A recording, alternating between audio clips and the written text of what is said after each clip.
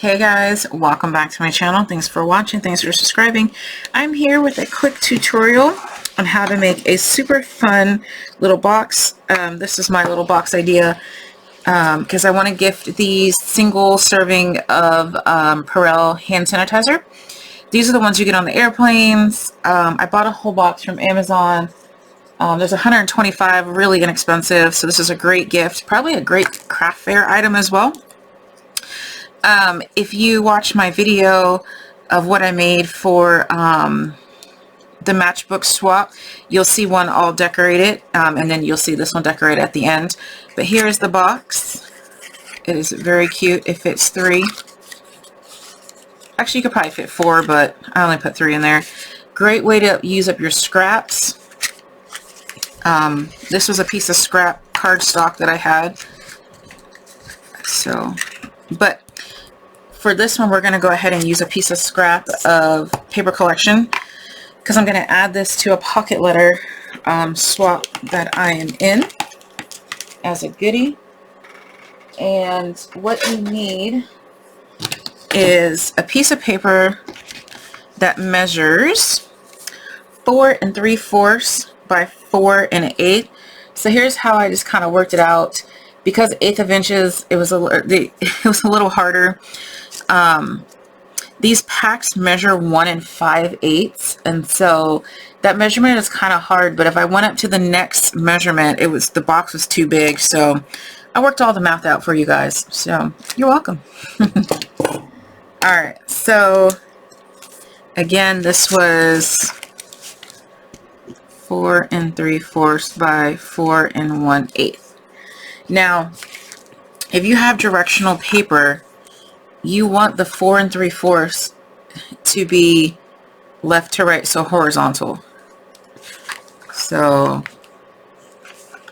the 4 3/4, and then the vertical measurement, the up and down, you want that to be 4 1/8. That's so you know how to do this, okay? Let me move some of this out the way. We're going to pull in our scoreboard. Oh no. Here we go.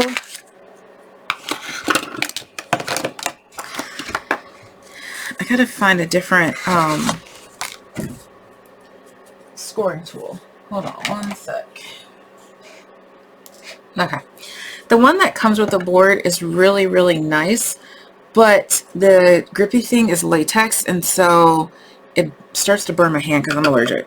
So I used the other Stampin' Up! One, which was it's an old wooden one. Alright, so we're going to put the long side at the top, so the 3 3/4 side here at the top, and we're going to measure at 1/2 inch, 2 1/8, 2 5/8, 1 3 5, which is the tick mark after the 1/2 inch mark. So 2 1/2 and then 1 tick mark.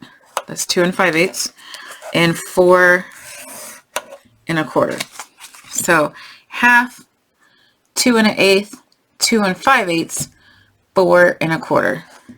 1/2, 2 1/8, 2 5/8, and 4 1/4. Okay. Now we're going to turn it around, put the short side up top, the 4 1/8 up top, and we're going to score at 1/2 and 1. So 1/2 inch, 1 inch. You're going to rotate it to the other side, do the same thing, 1/2 inch and 1 inch. Okay, so you should have something that looks like this. That's all said and done. Okay. Let's go ahead and put this scoreboard away. And let's do some varnishing and then some cutting. So I'm just going to go ahead and varnish my box.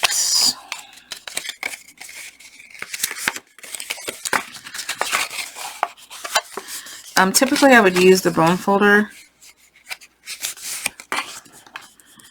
to varnish it. It's just, you know, for right now I'm not going to. All right, so we have a lot of cutting to do. It's easy. Where's the pencil?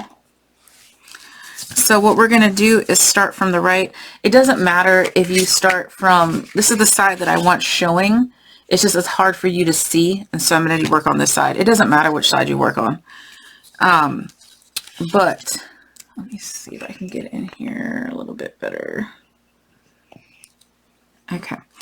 So pick either side and we need to remove some flaps. So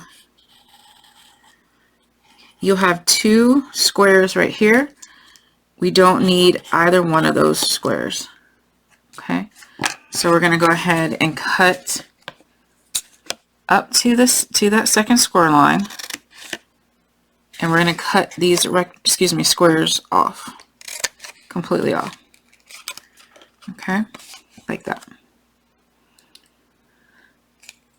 And now you're going to flip it around and do the exact same thing. You're going to cut up that score line and you're going to cut off those 2 squares. So now you have something that looks like this. We're going to go ahead and miter these corners. So just take off a sliver on the diagonal. So it looks like that. Okay. Now we also do not need these 2 rectangles. We don't need those. And the same on the other side.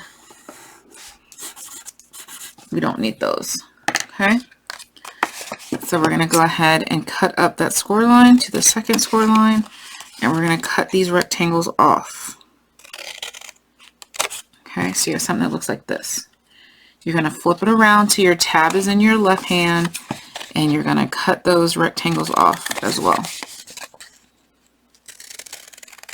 Oops, didn't do a very good job. Okay, so turn it back to your right hand. So now you have this weird looking thing like this.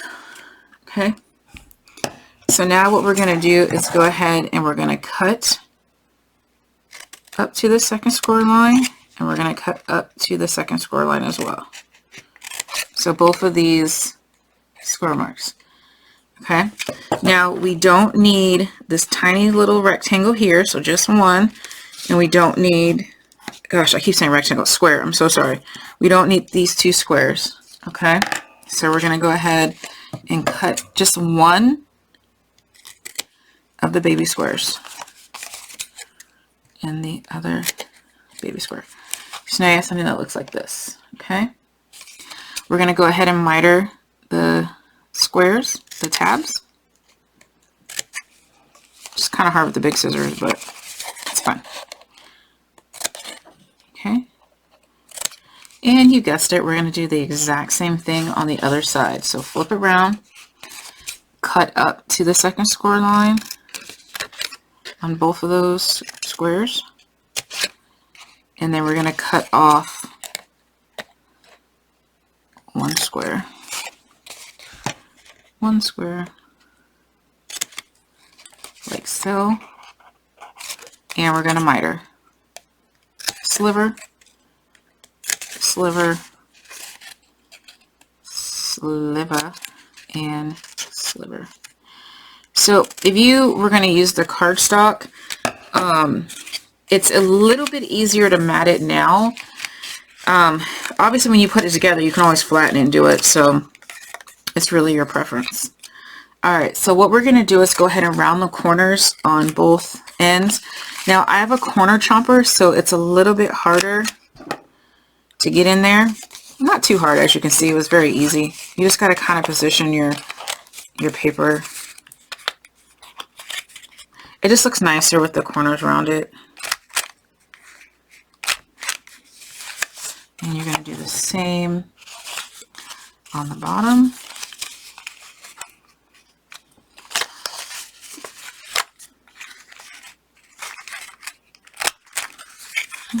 I'm using the 1/4 inch side, which is the standard corner rounder. So I'm going to get this in one more time. There we go. Okay. So now you should have something that looks like this. Okay. So now we're just going to put our box together like that. So what I like to do is go ahead and flip that little flap over, add your adhesive. So your adhesive is going to be on the side that you want showing. So add your adhesive, your wet glue, your score tape, your tear and tape, whatever you got. And just flip this down into it. And you're good to go. I need a towel. Because I wasn't easy with the squeezy on the glue.